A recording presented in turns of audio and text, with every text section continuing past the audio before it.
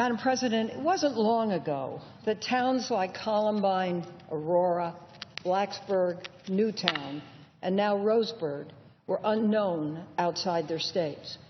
But today, these towns have witnessed the worst kind of tragedy: mass shootings, bodies torn to pieces, families shattered. The common element in each has been an unstable individual who had easy access to deadly weapons.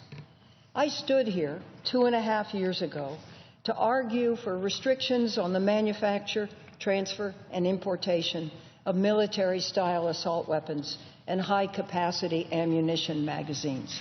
That vote failed.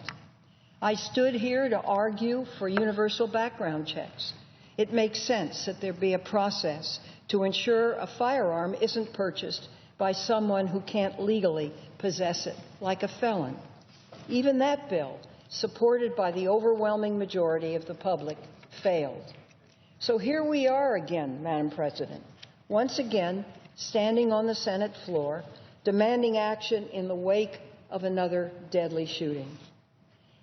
As frustrated as I may be, I've not lost hope that the American people will rise up and ask their elected representatives to take real action to help stop these senseless murders. I hope they pick up their phones and call every senator, every representative, every presidential candidate, and demand to know where they stand.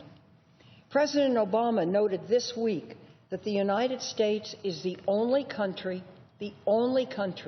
that so frequently suffers these deadly attacks. Let me quote some figures. Last year, we had 33,636 people killed by guns. In 2011, there were 146 gun deaths in the United Kingdom, 698 in Canada. In 2012, Australia saw 226 gun deaths, and last year there were 6 in Japan.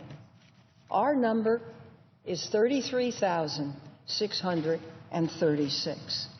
We cannot let that continue. Gun laws work in other countries, and they can work here too. There are simple actions that Congress can take to make a difference.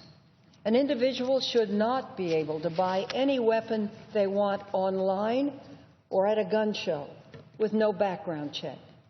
An individual should not be able to purchase weapons, then immediately resell them without background checks to criminals. And an individual who has committed domestic violence should not be able to purchase firearms.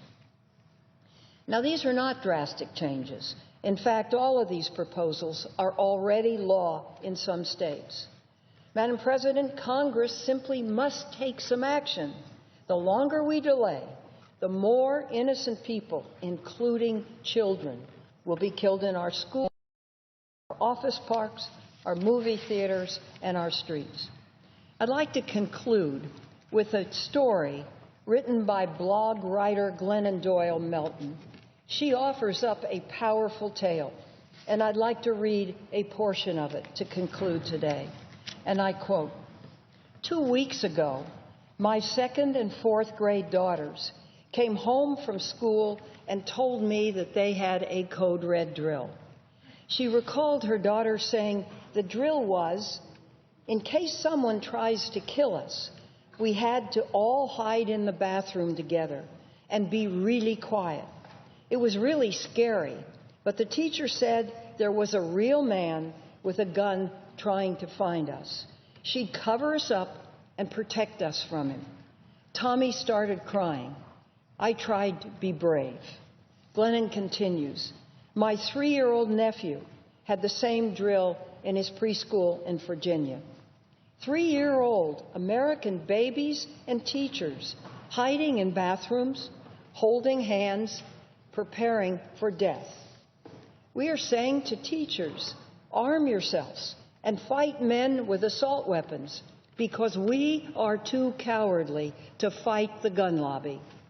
We are saying to a terrified generation of American children, we will not do what it takes to protect you. We will not even try. So just be very quiet, hide, and wait. Hold your breath. Shh. Madam President, this is chilling. To hear what our children and grandchildren must endure, even in their earliest years. I would say to all of us, we must have the courage to stand up and do what it takes to provide some common sense protection for our constituents and for our country. Madam President, I thank you.